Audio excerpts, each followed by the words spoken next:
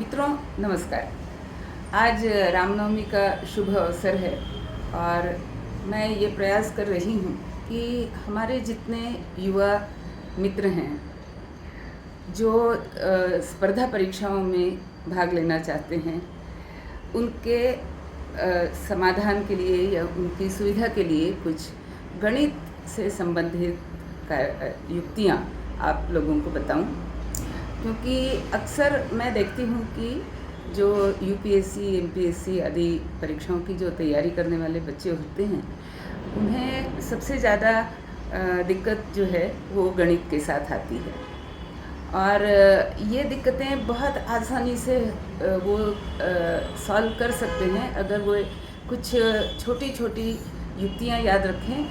इन युक्तियों में सबसे पहली युक्ति ये है कि उनको गणित के आंकड़ों से प्रेम करना चाहिए। तो चलिए अब ये प्रेम कैसे किया जाता है ये भी मैं आपको चलते चलते समझाऊंगी। तो आज की हम पहली कड़ी के लिए मैंने एक प्रश्न चुना है।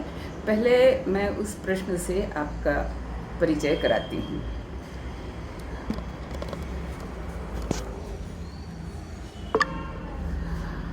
प्रश्न कुछ इस प्रकार है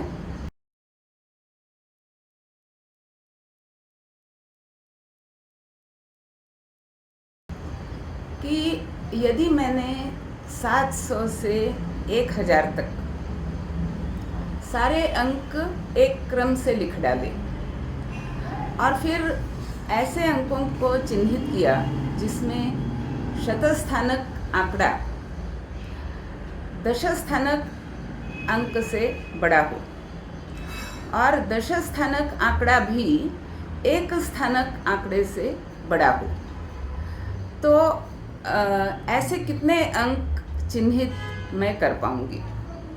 और इसके ऑप्शंस दिए हुए हैं 61, 64, 85, 91। ये किसी परीक्षा में एक प्रश्न पूछा गया था जो मुझे मेरे एक युवा मित्र ने समझाने के लिए भेजा था। तो मित्रों, इन संख्याओं में या ऐसे सवालों में जो हम इसका जो उत्तर ढूंढते हैं उसमें बहुत देर तो नहीं लगा सकते। जो उत्तर हमें ढूंढना है वो क्विकली ढूंढना है।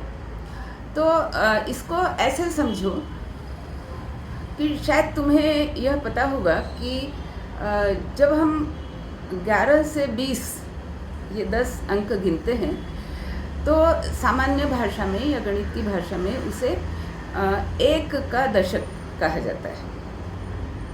इसी तरह 21 से 30 को 2 का दशक कहा जाएगा और दशक का अर्थ होता है 10 आंकड़े। लेकिन कभी कभी हम अपनी सुविधा के लिए, जिस प्रकार का गणित पूछा गया है उसकी सुविधा के लिए, कभी कभी हम 10 से 19 को भी एक दशक कह सकते हैं। उस हालत में 20 से 29 2 का दशक हो जाएगा, 30 से 39 3 का दशक हो जाएगा। इसी क्रम से अगर हम कहेंगे तो 60 से 69 जो है उसको हम 6 का दशक कहेंगे, इत्यादि। तो ये एक परिभाषा मैंने बता दी जो याद रखना इस गणित के लिए बहुत सुविधाजनक होगी। अब हम चलते हैं कि मैंने लिखना शुरू किया है 700 से आरंभ किया है। अब 700 से जब मैं आरंभ करूंगी तो 701, 702, 703, इस प्रकार जब तक मैं 709 तक पहुंच रही हूँ तब तक मेरे दशम के स्थान पर 0 है और उससे बाकी जो भी आंकड़ा मैं आगे लिखूं वो बड़ा ही होगा। अर्थात 700 से लेकर के 709 ये जो 0 के दशक के आंकड़े हैं ये तो मेरे किसी काम के नहीं हैं। अब चलते हैं 1 के दशक पर। तो 1 के दशक में पहला आंकड़ा मुझे मिला 710। अब ये मेरी दोनों शर्तों को पूरा करता है। 7 बड़ा है 1 से और 1 बड़ा है 0 से। तो ये एक आंकड़ा मेरा चिन्हित हो गया जो कि 700 के शतक में, 7 के शतक में और 1 के दशक में है। अब अगला अंक है 711, जिसमें दशम स्थानक और एक स्थानक अंक दोनों ही एक एक हैं, तो दोनों समान हैं, तो ये मेरी शर्त को पूरा नहीं करता।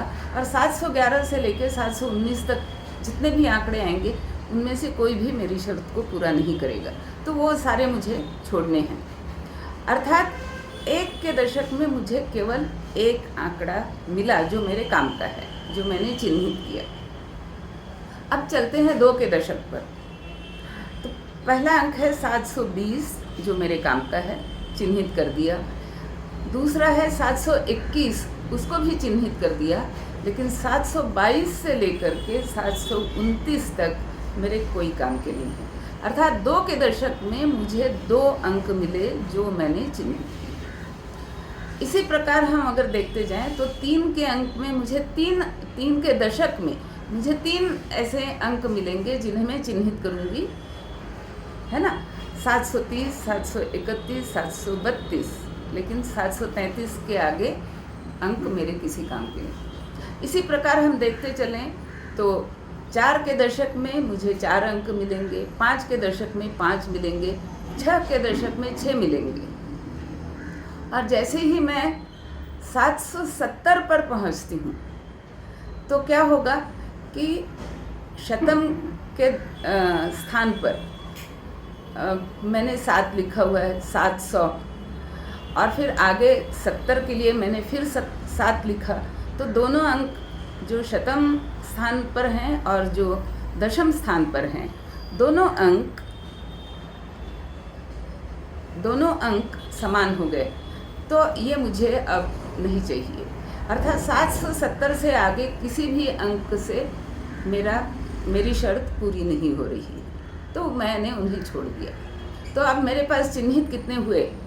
1 के दशक में, 2 के दशक में 2, 3 के दशक में 3, 4 के दशक में 4, 5 के दशक में 5 और 6 के दशक में 6। तो इनकी अगर मैंने सम टोटल की तो 1 और 2 3, 3 और 3 6, 6 और 4 10, 10 और 5 15, 15 और 6 21। अर्थात 700 के शतक में मुझे 21 अंक मिले जो मेरी शर्त को पूरा करते हैं। अब इसी प्रकार मैं 800 से आगे चलूं तो मुझे 880 के बाद वाले आंकड़े मेरी शर्त को पूरा नहीं करेंगे, क्योंकि वहाँ 8 8 0 आ जाएगा। लेकिन 869 तक मुझे सारे आंकड़े जांचने पड़ेंगे। तो यही अगर हम हिसाब वहाँ भी लगाएं तो हम देखेंगे कि वहाँ भी मुझे 1 के दशक में 1, 2 के दशक में 2, 3 के दशक में 3, इसी प्रकार करते करते 7 के दशक के 7 आंकड़े मेरे काम के हैं, लेकिन 8 के दशक से आंकड़े मेरे काम के नहीं रहेंगे।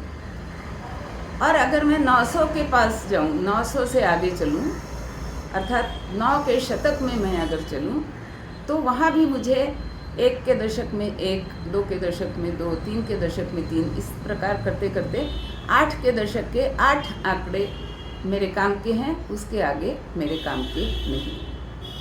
तो इसका अर्थ हुआ कि जैसे 700 के शतक में मेरे काम के 21 आंकड़े मैंने चिन्हित किए, उसी प्रकार जब मैं 8 के शतक के लिए आंकड़े चिन्हित कर रही हूँ तो वहाँ मुझे 1 + 2 + 3 + 4 + 5 + 6 + 7, अर्थात वहाँ मुझे कुल 28 अंक ऐसे होंगे जो मेरे काम के।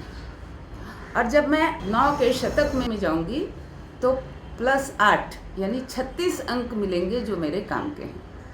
तो अब इनका हम जोड़ लगाते हैं, 21 + 28 + 36, वो आंकड़ा आता है 85, जो कि हमारे यहाँ गणित में एक ऑप्शन दिया हुआ है।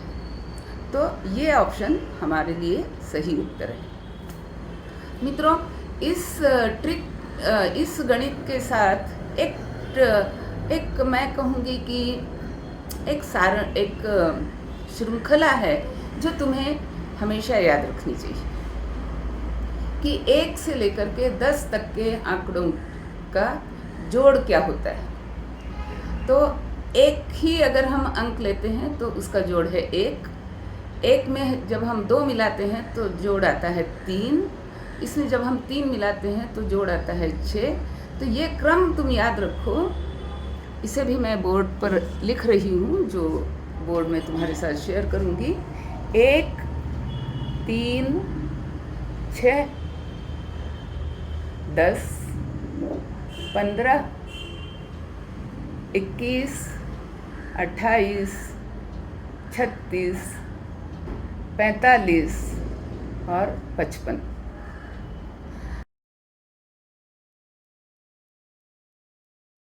एक से 10 तक के आंकड़े जब हम क्रम से उनका जोड़ करते चलेंगे तो हमें वो जोड़ जो है वो इस प्रकार मिलेगा। तो ये क्रम अगर हम याद रखेंगे तो हमें हर बार अगर मुझे 1 से 8 तक के सारे आंकड़ों का जोड़ करना है तो मुझे हर बार 1 और 2 3 और 3 6 इस तरह से करने की आवश्यकता नहीं है। ये क्रम अगर मैंने याद रखा है 1 3 6 10 15 21 28 36 45 55, तो मुझे पता है कि इसमें 8वें स्थान पर 36 का आंकड़ा है, अर्थात 1 से 8 तक के सभी अंकों का अगर मैं जोड़ लगाऊं तो वो 36 आएगा। यह ट्रिक इस गणित में मेरे काम आ रही है, लेकिन यही ट्रिक अन्य कई गणितों में काम आ सकती है। तो ये जो श्रृंखला है, जिसको अंग्रेजी में हम सीरीज़ कहते हैं, ये सीरीज़ आपको हमेशा स्मरण में रहे, इसके लिए आपको क्या करना चाहिए, एक बड़े कागज़ पर मोटे अक्षरों में ये सीरीज़ लिख करके उसे कहीं दीवार पे चिपका दो और आते जाते उस सीरीज़ को याद करने का, स्मरण करने का प्रयास करते रहो। तो ऐसी कई सीरीज़ेस हैं जिन्हें हमें याद रखना चाहिए, बल्कि मैं तो कहूँगी कि 8वीं कक्षा से अगर हम आरंभ करें तो बिल्कुल BA MA तक और सारी UPSC की परीक्षाओं में, स्पर्धा परीक्षाओं में जो हमें ट्रिक के लिए जो सारी चीज़ों की आवश्यकता होती है, ख़ास करके जो सीरीज़ हमें याद रखने की आवश्यकता होती है, उनमें से एक सीरीज़ ये है। अगली सीरीज़ के लिए मैं एक एपिसोड और करूँगी जिसमें केवल मैं अलग अलग सीरीज़ बता करके उनका जो महत्व है या वो किस जगह हमें उपयोगी होते हैं वो मैं बताऊंगी। तो मित्रों, तुम्हें यह वीडियो कैसा लगा, ये गणित समझ में आया या नहीं समझ में आया, कहाँ कठिनाई हुई, इसके बारे में मुझे अवश्य लिखना। मेरा ईमेल एड्रेस मैं वो भी लिख देती हूँ। मेरा ईमेल एड्रेस बहुत सीधा साधा है, leena.mehendale@gmail.com। ये भी मैं लिख रही हूँ।